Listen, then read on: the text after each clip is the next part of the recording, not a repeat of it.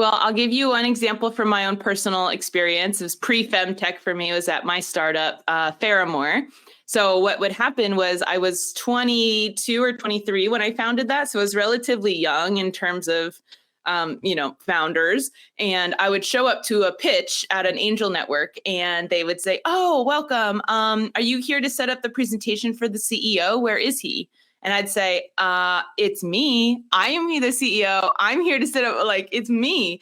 And I realized they really thought I was like a secretary or an assistant. And then having to transition that into being like, "No, I'm the CEO." There's immediately this giant wedge of like awkwardness between us all, right? And so like that was not great for my conversion into getting investors.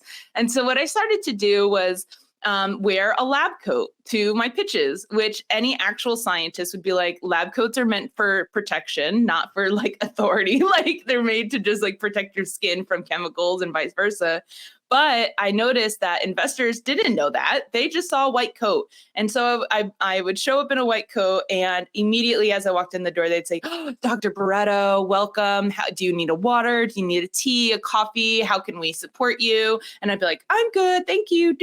Right. And like all of a sudden the energy was like, woman in white coat. She knows what she's talking about.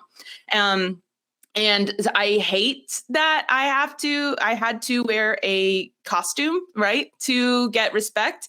But I also tell female founders, do whatever you got to do. Hustle. You're hustling so hard. If just wearing a different colored shirt or flats versus heels or a suit versus a dress, like, it's not fair. And I recognize that. Also, like, we're playing the game here, right? Like, you need to become successful so that you're that person in the room making the decisions and you're not making comments about whether you think someone's an assistant or a CEO, right?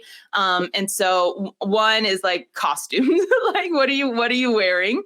And then the other thing that I would do is I'd go to conferences and, my name's Brittany Barreto, but I have a PhD. And so at conferences, I'd take my badge and I would do comma after Barreto and I wrote PhD, or I would do Dr. Dr. in front of the Brittany. And it was incredible the number of times that I was talking to someone. If I had a booth for my company, people would walk up and, typically men, and they would say, "Oh, okay, yeah, you're doing this. That's nice. That's nice."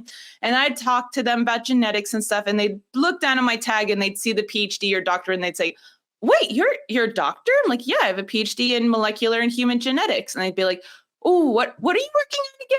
And I was like, oh my gosh, like it would unnerve me, make me so mad because it was like they weren't listening.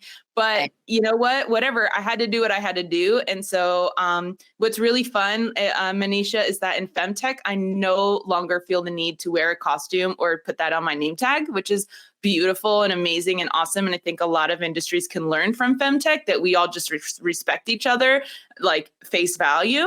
But those are some of the things that I had to do and how I overcame them as solutions in the past.